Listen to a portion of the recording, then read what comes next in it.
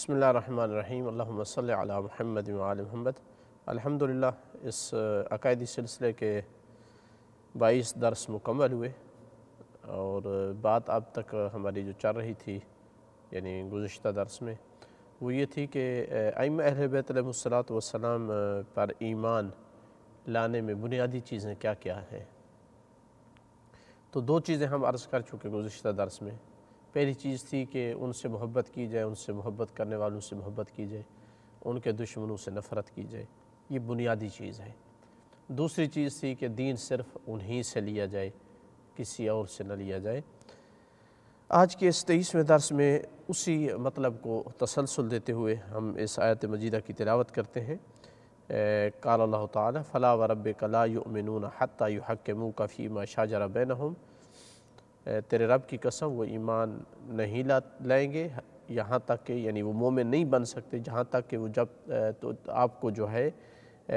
اپنے اختلاف اور جھگڑے میں جو ان کے درمیان میں ہو جائے، جب تک آپ کو ثالث نہیں قرار دیتے، پھر جو ہے لا یجدوا فی انفسہم حرجا، اپنے دلوں میں ذرا بھر تنگی محسوس نہیں کرتے مما قضیت، جو حکم آپ لگا دیتے ہیں، وَيُسَلِّمُوا تسلیمہ، اور آپ کے ہر حکم کے سامنے جو ہے سر تسلیم خم کرتے ہیں۔ تو یہ آیت اشارہ کر رہی ہے ایک تیسری بنیاد کی طرف کہ ایمان اہل بیت پر ایمان لانے اور مومن بننے کے لیے جو تیسری بنیاد ہے وہ کیا ہے کہ اہل بیت کے امر اور آرڈر اور حکم کے سامنے سر تسلیم خم کیا جائے۔ اس سر تسلیم خم کرنے میں کتنی چیزیں ہیں جو ضروری ہیں۔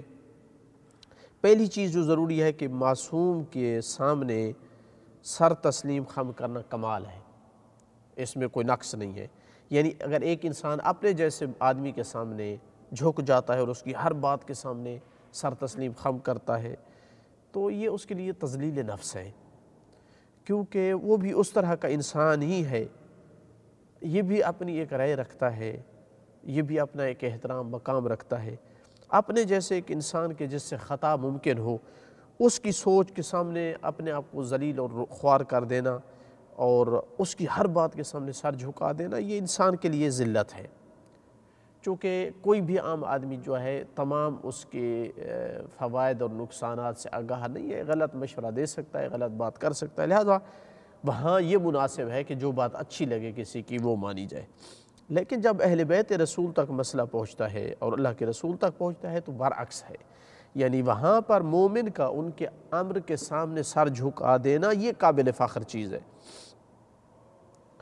اور عقل بھی اسی بات کا حکم دیتی ہے کہ جتنا ایک انسان ان کے سامنے جھکتا جائے اتنا انسان اپنے کمالات کو پہنچتا جاتا ہے، اس لیے کہ اللہ اور اس کا رسول اور ائمہ اہل بیت علیہم السلام ایک انسان کے نفع نقصان کے بارے میں سب کچھ جانتے ہیں، اور ان کی اپنی کوئی خواہشات نفسی نہیں ہیں کہ جن کی وجہ سے وہ کوئی غلط آرڈر کریں، کوئی غلط عیاذ باللہ مشورہ دیں۔ عام بندہ ایسا کر سکتا ہے، لہٰذا ان کی اتباع کرنا اور ان کے سامنے ہر بات کو سر جھکا دینا یہ انسان کے لیے قابل فخر چیز ہے۔ تو لہٰذا جب تک انسان ان کی ہر بات کے سامنے سر تسلیم خم نہیں کرتا ہے، ان کی ہر آرڈر کو ماننے کے لیے تیار نہیں ہوتا ہے، تب تک وہ ایمان میں کامل نہیں ہے۔ جس طرح کہ وہ محبت میں جب تک ان کے لیے مخلص نہ ہو جائے تب تک وہ جو ہے وہ ایمان کامل رکھنے والا آدمی نہیں بنتا ہے۔ دوسری چیز اس مسئلے میں یہ ہے کہ یہ تسلیم کا معنی کیا ہے، حقیقت کیا ہے اس کی۔ یہ ایک دلی کیفیت ہے، ایک قلبی کیفیت ہے، انسان کی ایک باطنی حالت ہے کہ جو انسان کو حاصل ہوتی ہے کہ وہ انسان اہل بیت علیہم السلام، رسول خدا صلی اللہ علیہ وآلہ وسلم اور ان سے بھی پہلے اللہ تعالیٰ کی بات کے سامنے راضی ہو جاتا ہے، مطمئن ہو جاتا ہے، تسلیم کر لیتا ہے، اعتراض نہیں کرتا ہے، یعنی حتیٰ دل میں بھی نہیں سوچتا کہ یہ بات انہوں نے کیوں کی ہے، یہ آرڈر کیوں کیا ہے، حتیٰ کہ واجبات و مستحبات، مکروہات اور حرامات میں بھی جو ہے وہ ان کی ہر بات کو تسلیم کرتا ہے، دل سے راضی ہوتا ہے اس پر۔ اور تیسری چیز اس میں یہ ہے کہ اس کی دین میں ایک اہمیت کیا ہے، کتنا وزن رکھتا ہے یہ تسلیم کرنا۔ حقیقت یہ ہے کہ دل سے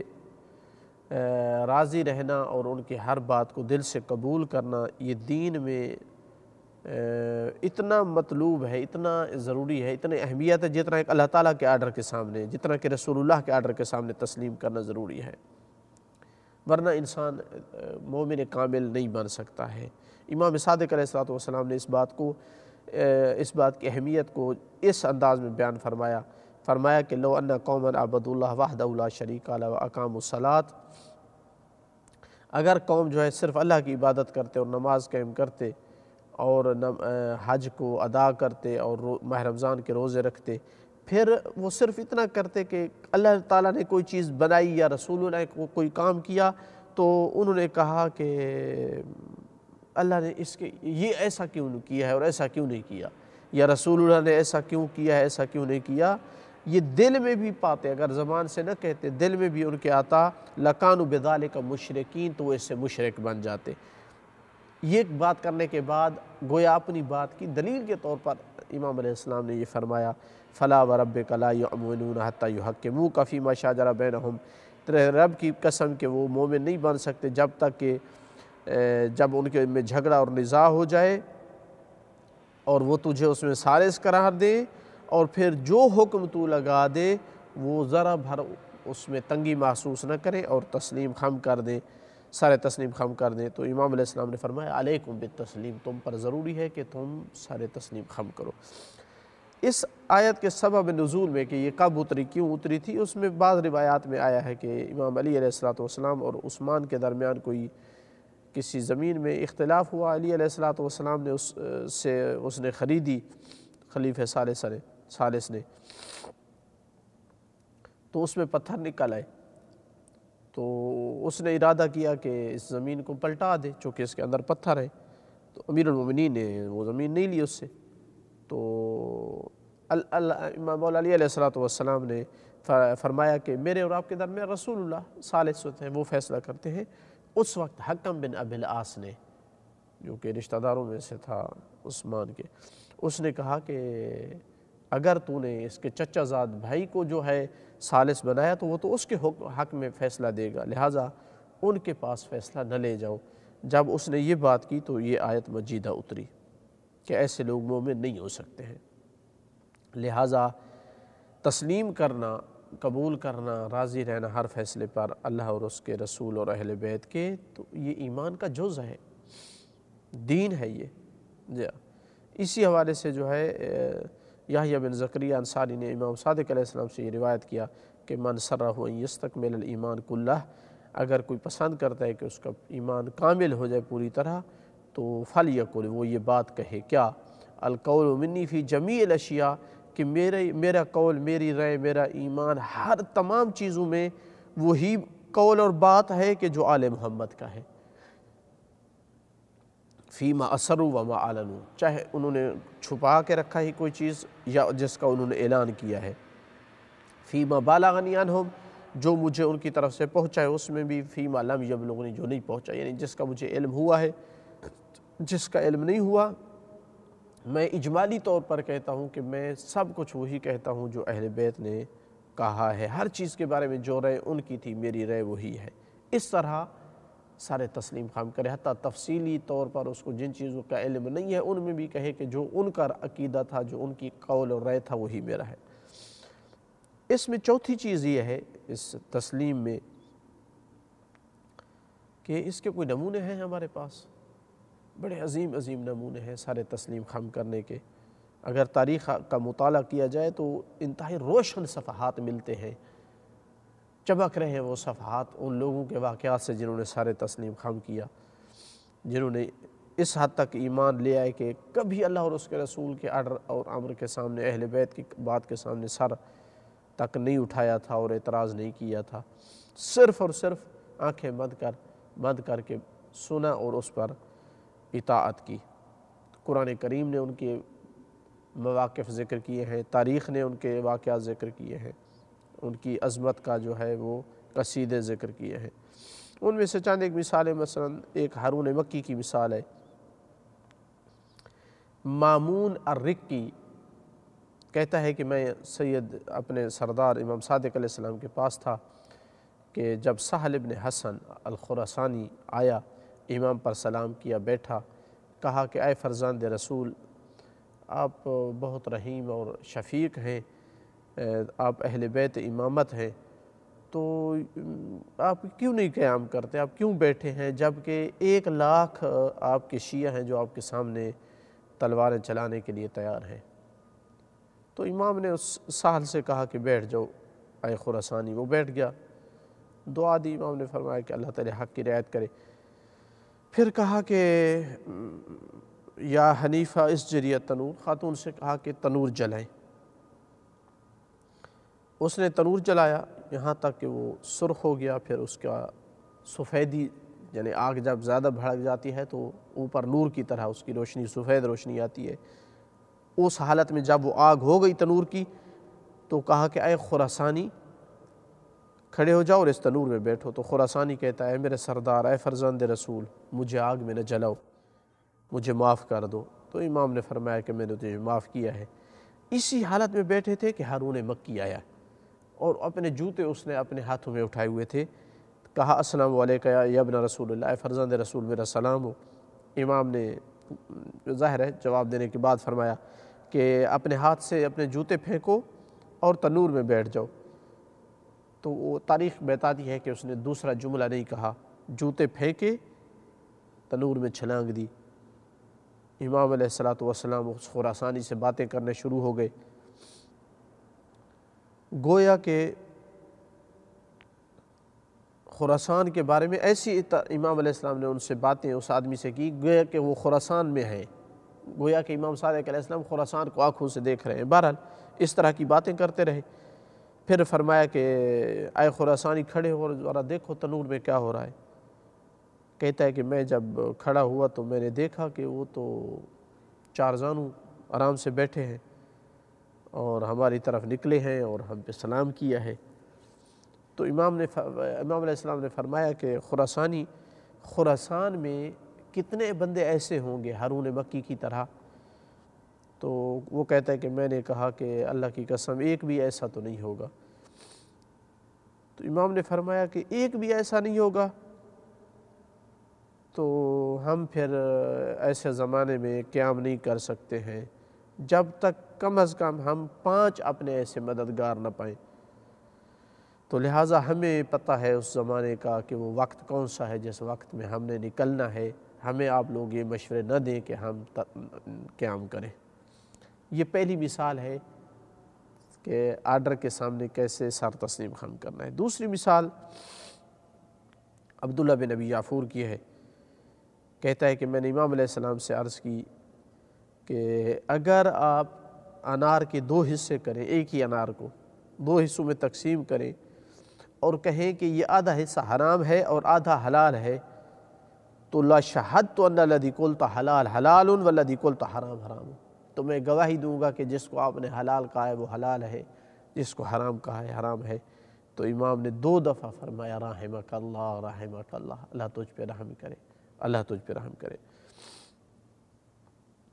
علی بن جعفر کی مثال دیکھ لیں۔ محمد بن حسن ابن عمار کہتے ہیں کہ میں امام علی بن جعفر کے پاس موجود تھا، یعنی امام علی نقی علیہ السلام کے پاس، نہ امام علی بن جعفر بن محمد کے پاس میں بیٹھا تھا، یعنی علی بن جعفر جو امام موسیٰ علیہ السلام کے بھائی تھے ان کے پاس بیٹھا تھا۔ جی میں امام موسیٰ بن جعفر کے بھائی علی بن جعفر کے پاس بیٹھا تھا اور میں 2 سال اس کے پاس رہا، چونکہ انہوں نے جو کچھ اپنے بھائی سے لکھا تھا نا، حاصل کیا تھا امام موسیٰ کاظم علیہ السلام سے، میں وہ لکھ رہا تھا۔ اسی حالت میں ان کے پاس بیٹھا تھا۔ اب وہ بزرگ تھے علی بن جعفر جو امام موسیٰ کاظم علیہ السلام کے بھائی تھے۔ اذ داخل علیہ ابو جعفر محمد بن علی رضا، کہ اسی حالت میں امام ابو جعفر محمد بن علی یعنی امام تقی علیہ السلام داخل ہوئے مسجد نبوی میں۔ اب امام تقی علیہ السلام اور ان میں رشتہ کیا بنتا ہے؟ امام تقی علیہ السلام کے والد ہو گئے امام رضا علیہ السلام،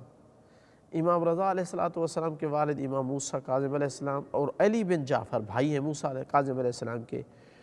تو امام تقی علیہ السلام کے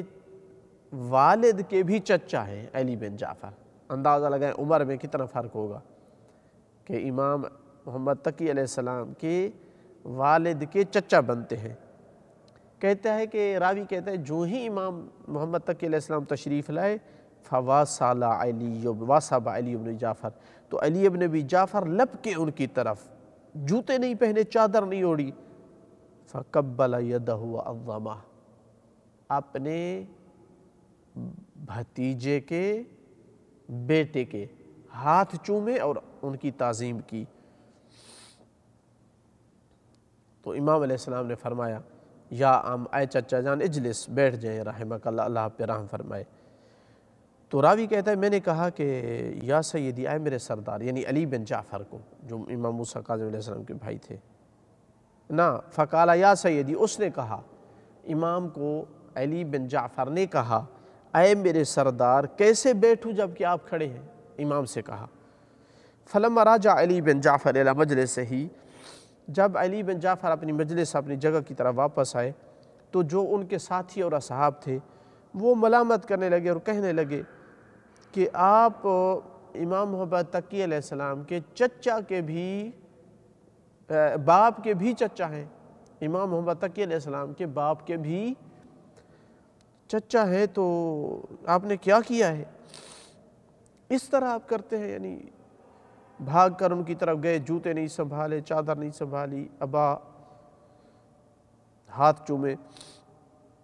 تو کہا اسکتو، خاموش ہو جاؤ، اللہ کی قسم،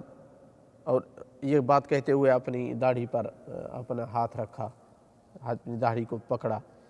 اللہ کی قسم اگر اس سفید داڑھی کو اللہ نے اہل نہیں بنایا، یعنی امامت کا اہل، اور اس نوجوان کو اللہ نے اہل بنایا ہے، تو اس کا مطلب ہے جو اہل تھا اللہ نے اسی کو ہی امام بنایا ہے۔ تو جب اللہ نے ان کو بنایا ہے، اس مقام پہ رکھا ہے، عظمت دی ہے امامت والی، تو میں انکار کر دوں ان کی عظمت کا چونکہ وہ مجھ سے چھوٹے ہیں؟ نعوذ باللہ مما تقولون، میں اللہ کی پناہ مانگتا ہوں تمہاری باتوں سے۔ بل انا لہ عبد، میں اس بڑھاپے کے ساتھ امام محمد تقی علیہ السلام کی اس جوانی کے عمر میں ان کا غلام ہوں۔ خلاصہ کلام یہ ہوا کہ اہل بیت علیہ السلام کی ہر بات کو تسلیم کرنا ان کمالات میں سے ہے کہ جن کے بغیر مومن صحیح مومن نہیں بنتا ہے، اور اس میں کوئی خوف بھی نہیں ہے کہ ہر بات کو کیسے ہم تسلیم کریں، چونکہ وہ معصوم ہے اور جو بھی کرتے اور کہتے ہیں وہ حق ہوتا ہے۔ دوسرا پوائنٹ یہ تھا کہ دینی نصوص، روایات و آیات اس کی اہمیت پر تاکید کرتی ہیں کہ مومن، سچا مومن وہ ہوتا ہے جو تسلیم کرتا ہے۔ اور تیسرا پوائنٹ یہ تھا کہ معصوم کی جو اطاعت مطلقہ ہے یہی تسلیم ہے، یعنی تسلیم کا معنی کیا ہے کہ مطلقاً اطاعت کرنی ہے، کسی طرح کا اعتراض نہ زبان سے کرنا ہے اور نہ دل سے کرنا ہے، چاہے ان کا کوئی قول یا فعل جو ہے وہ انسان کی ذاتی شخصیت کے منافی بھی کیوں نہ ہو، یا اس کی عقل کو سمجھ نہ بھی آ رہی ہو تو خاموش رہنا ہے۔ چوتھا پوائنٹ یہ تھا کہ بہت سارے ایسی مثالیں ہیں کہ جو انتہائی روشن مثالیں ہیں کہ کس طرح مومنین جو ہے وہ ائمہ کی ہر بات کے سامنے جو ہے سر تسلیم خم کرتے اور ان کی ہر بات میں اقتداء کرتے تھے۔ تو یہ تھا تیسری بنیاد ائمہ اہل بیت علیہ السلام کی پر ایمان لانے کی۔ چوتھی بنیاد انتظار قائم ہے، جس کے بارے میں آیت مجیدہ میں ہے وَنُرِيدُ أَن نَمُنَّ عَلَى الَّذِينَ اسْتُضْعِفُوا فِي الْأَرْضِ، اور ہم احسان کرنا چاہتے ہیں ان پر جن کو زمین میں کمزور سمجھا گیا، اور ہم ان کو ائمہ قرار دیں گے اور ان کو وارث قرار دیں گے۔ یہ سورہ قصص کی آیت نمبر 5 ہے۔ تو چوتھی بنیاد اور اساس کیا ہے ائمہ پر ایمان لانے کی؟ وہ یہ ہے کہ ہم معرفت کریں کہ قائم کون ہے اور ان کی انتظار سے مراد کیا ہے۔ تو لہٰذا یہاں دو چیزیں بنیادی ہیں جن کو بیان کرنا ضروری ہے۔ پہلی چیز یہ ہے کہ من هو القائم۔ القائم لقب ہے ہمارے 12ویں امام کا جو ائمہ اہل بیت علیہ السلام سے محمد ابن الحسن علیہ السلام۔ کافی سارے نام ہیں، بہت سارے القاب ہیں، جن میں سے احمد ہے، مہدی ہے، قائم ہے، منتظر ہے، صاحب الزمان ہے، مؤمل یعنی جس کی سے امید کی جاتی ہے، مرتجا، وہ بھی ملتا جلتا معنی ہے۔ عین الحیات یعنی جو زندگیوں کی روح ہو۔ طالب بدم المقتول بکربلا، کربلا کے مقتول کے خون کا بدلہ لینے والا۔ والخلف الصالح والشرید والطرید یعنی جن کو غیب کیا گیا، مجبور کیا گیا غیبت پہ۔ الغریم جس کو طلب کیا گیا۔ خاتم الائمہ، خاتم الاوصیاء، خلیفۃ اللہ، الدائی، الغائب، المنصور، بقیت اللہ، اور اس کے علاوہ اور بھی کا یہ ایک القاب ہے۔ وَيُكَنَّ بِأَبِي الْقَاسِمِ عَلَىٰ كُنِيَّةِ النَّبِيِّ الْأَعْظَمِ صلی اللہ علیہ وآلہ وسلم، اور امام کی ایک کنیت جو ہے وہ ابو القاسم ہے کہ جو نبی اکرم صلی اللہ علیہ وآلہ وسلم کی کنیت پر ہے۔ جتنے بھی نام اور لقب ہیں امام علیہ السلام کے، وہ سارے کے سارے امام کی اندر جو کمالات ہیں ان کی طرف اشارہ کرتے ہیں۔ امام علیہ السلام 15 شعبان کی رات 255 ہجری میں اس دنیا میں آئے، ولادت بسعادت ہوئی۔ اس وقت عباسی جو حکومت تھی وہ امام کی ولادت کے بارے میں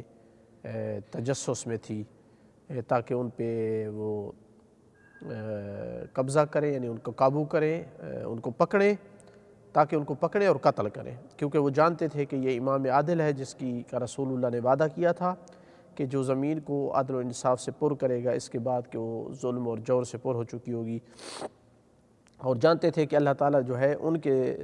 ذریعے سے جو ہے تمام دشمنوں پر جو ہے غلبہ دے گا اللہ تعالیٰ ان کو، اور قرآن میں اس کا وعدہ دیا گیا ہے، اور اللہ اپنے وعدے کی خلاف ورزی نہیں کرتا۔ لَقَدْ كَتَبْنَا فِي الزُّبُورِ، ہم نے زبور میں لکھا تھا، من بعد ذکر، قرآن کے بعد، أَنَّ الْأَرْضَ يَرِثُهَا عِبَادِيَ الصَّالِحُونَ، کہ زمین جو ہے اس میرے صالح اور نیک بندے جو ہے وارث بنیں گے۔ تو عبادی الصالحون کی جو تفسیر ہے امام باقر علیہ السلام نے فرمایا کہ اس سے مراد قائم اور ان کے ساتھی ہیں۔ اسی طرح اللہ تعالیٰ نے فرمایا وَنُرِيدُ أَن نَّمُنَّ عَلَى الَّذِينَ اسْتُضْعِفُوا، اور ہم احسان کرنا چاہتے ہیں ان پر جو جن کو زمین میں کمزور کیا گیا، سمجھا گیا۔ وَنَجْعَلْهُمْ أَئِمَّةً وَنَجْعَلْهُمْ وَارِثِينَ، ہم ان کو ائمہ قرار دیں گے اور وارث بنائیں گے۔ اس آیت میں امام امیر المؤمنین علیہ السلام سے یہ تفسیر وارد ہوئی ہے کہ ان سے مراد آل محمد علیہ السلام ہے کہ جن کے مہدی کو اللہ تعالیٰ جو ہے کئی ایک آزمائش اور امتحانوں کے بعد بھیجے گا اور ان کو عزت بخشے گا اور ان کے دشمن کو ذلیل کرے گا۔ اس لیے اللہ تعالیٰ نے ارشاد فرمایا ہے یہ سورہ نور کی آیت نمبر 55 میں کہ وعد اللہ الذین آمنوا منکم وعملوا الصالحات، کہ اللہ نے وعدہ کیا ہے تم میں سے جو مومن ہیں اور عمل صالح انجام دیتے ہیں کہ ان کو زمین میں خلیفہ بنائے گا جیسے ان سے پہلے لوگوں کو خلیفہ بنایا، اور ان کو ان کے دین سے متمکن کرے گا، ان کو قدرت بخشے گا کہ جس دین سے اللہ ان کے لیے راضی ہے، وَلَا يُبَدِّلَنَّهُم مِّن بَعْدِ خَوْفِهِمْ أَمْنًا، اور ان کو خوف کے بعد امن میں تبدیل کرے گا، اور وہ صرف میری عبادت کریں گے اور کسی کو شریک نہیں ٹھہرائیں گے، اور جو اس کے بعد بھی کافر ہوا تو یہی لوگ فاسق ہیں۔ انشاءاللہ اگلے درس میں بھی اسی بات کو ہم تتمہ دیں گے، پورا کریں گے۔ والحمدللہ رب العالمین، وصلی اللہ علی سیدنا محمد وآلہ الطیبین الطاہرین المعصومین۔